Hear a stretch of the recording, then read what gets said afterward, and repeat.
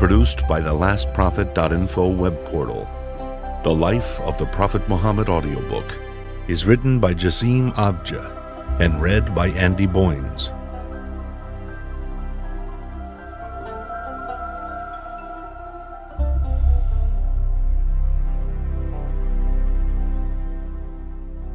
Chapter 1. Mecca before Islam. Prophet Muhammad, God's messenger and the last prophet, was born in the city of Mecca. Mecca is in the west of the Arabian Peninsula, lying between Asia, Europe and Africa, within the Hejaz region. It is important to be aware of the history of Mecca, the Kaaba and the Quraysh tribe in order to understand the life of the Prophet. The known history of Mecca dates back to the time of Prophet Abraham, but there is not much information about any earlier history. Prophet Abraham brought his infant son Ishmael and his wife Hagar to Mecca upon the command of God, leaving them there and himself returning to Palestine. The valley of Mecca is described as an uncultivable valley in the Quran, being a desert with a hot, dry climate. Thus, Hagar and Ishmael were soon very thirsty. According to religious accounts, just as Hagar, who had been running between the Safa and Marwa hills in order to find water, had become desperate and abandoned hope for her son's life, a source of water sprung from under the feet of her son. The source was an abundant spring called Zamzam and subsequently became a stopping place for caravans. After a certain time, the Jurhum tribe from Yemen settled in the outer regions of Mecca. Ishmael learned Arabic from them and married a girl from this tribe. Prophet Abraham, who was living in Palestine, paid occasional visits to Hagar and Ishmael. On his third visit to Mecca, Prophet Abraham, in accordance with divine decree, began to construct the Kaaba with his son Ishmael. It can be understood from certain verses of the Quran that the Kaaba had existed before the time of Abraham. However, it had been destroyed and its location was lost over time until Prophet Abraham once again found its place and rebuilt it. Although there is no information about who built the Kaaba before Abraham, it is recorded in some sources that it was built by Prophet Adam or his son Seth. When Prophet Abraham completed the construction of the Kaaba, the Archangel Gabriel appeared to him and taught him how to perform the pilgrimage known as the Hajj. The administration of Mecca and the Kaaba, which had been the duty of Ishmael, passed to the Jurhum tribe after him. The Jurhum tribe first accepted the religion conveyed by Ishmael, but later deviated with time, performing immoral acts, stealing gifts that were brought to the Kaaba, and mistreating the visiting pilgrims.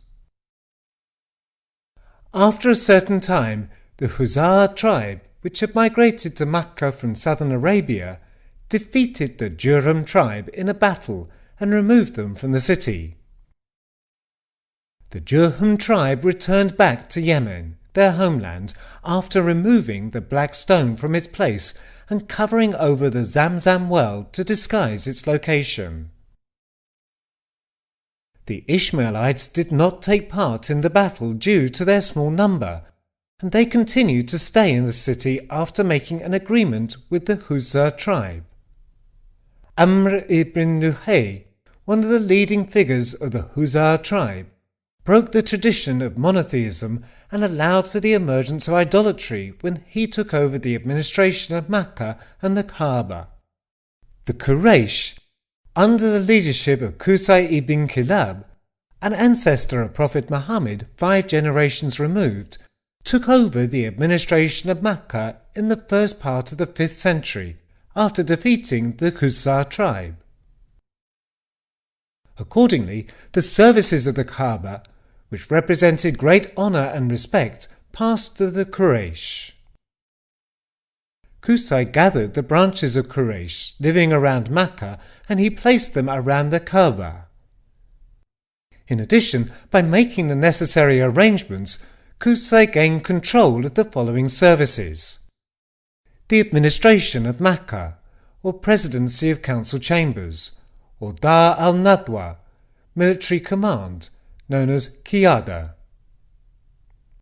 The right to present the standard to the standard bearer, referred to as liwa. Maintenance of the Kaaba. Possession of the keys and the control of the Kaaba, known as hijaba or sidana. Supply of water for the pilgrims, or sikaya. And accommodation for the pilgrims, known as rifada. The Dar al-Nadwa, which he commissioned, continued its existence up to the Islamic period as a meeting place where important issues were discussed and decided upon, and various official ceremonies were held.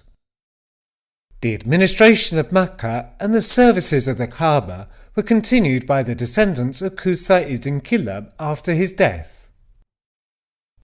Hashim ibn Abd Manaf, the grandson of Qusay and an ancestor of Prophet Muhammad 3 generations removed, worked hard to provide food and water for both the pilgrims who came to Mecca and the Quraysh tribe. Hashim, known for his generosity, and his brothers Abdu Shams and Naufal made trade agreements with Byzantium, Yemen, Abyssinia, modern-day Ethiopia, and Iran. They also signed non-aggression pacts with the tribes along the trade routes. Accordingly, trade in Mecca gained international importance.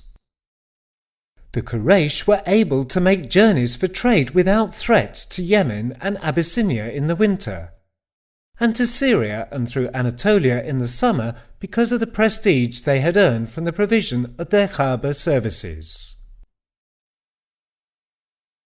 On his way to Syria, Hashim went to Yathrib, the former name for Medina, and resided there for a while, marrying Salma, the daughter of Amr ibn Zayd, from the tribe of Banu Najjar.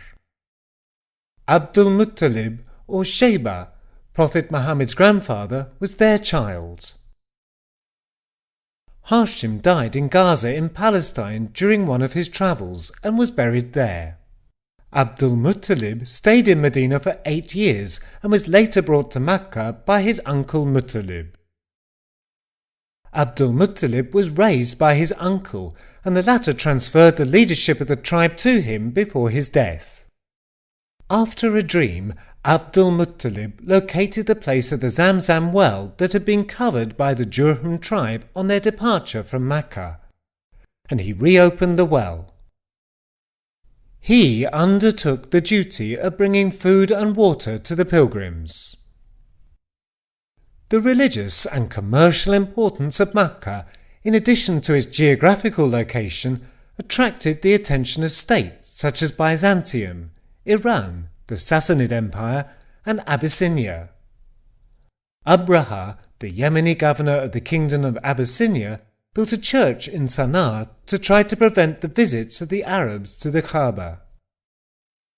When this attempt failed, he decided to destroy the Kaaba and destroy Mecca's status as a religious centre by invading it and preventing the commercial activities of its inhabitants. Abraha and his army came as far as the area surrounding Mecca and camped there. The Prophet's grandfather, Abdul Muttalib, the leader of the Hashemite branch of the Quraysh, met Abraha and reminded him that the owner of the Kaaba, known as Bayt Allah, or God's sacred house, would protect it. Abraha ordered his soldiers to strike, but the elephant in front of his army refused to take a step towards the Kaaba. According to the Quranic chapter entitled The Elephant, his army was destroyed by small stones that were dropped by birds flying overhead, sent by God.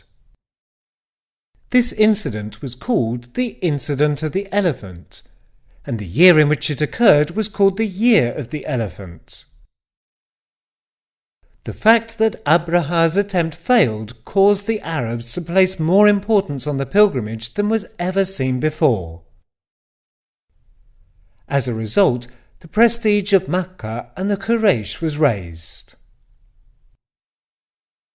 Mecca was the leading city of the three prominent cities of the Hejaz region, the other two being Yathrib or Medina and Taif. Mecca, the point of intersection on the roads leading to Yemen to the south, the Mediterranean to the north, the Persian Gulf to the east, and the Red Sea port of Jeddah to the west, was located at an economically strategic point. Moreover, the Kaaba was located in the city, thus making the city the religious centre of Arabia. People from all parts of Arabia would come to visit the Kaaba during certain months of the year, and trade would increase in the city. People would set up fairgrounds and poetry competitions would be held. As Mecca was unsuitable for agriculture due to geographical conditions, trade constituted the essence of business life. Like the rest of the Arabian Peninsula in general, idolatry was also prevalent in Mecca. The number of idols in the Kaaba and its surroundings was 360. The biggest of these idols was Hubal, the most important Qurayshi idol. In addition to this, there were idols in most of the houses. Arabs accepted that Allah was the creator and ruler of the skies and the earth, but they worshipped the idols which they thought would bring them closer to Allah. They deviated from the monotheistic belief that commanded they worship God alone, and thus they committed the sin of idolatry by associating partners with God. Yet, although their numbers were not great in Mecca, there were the Hanif who still practiced the monotheistic belief that had been introduced by Prophet Abraham.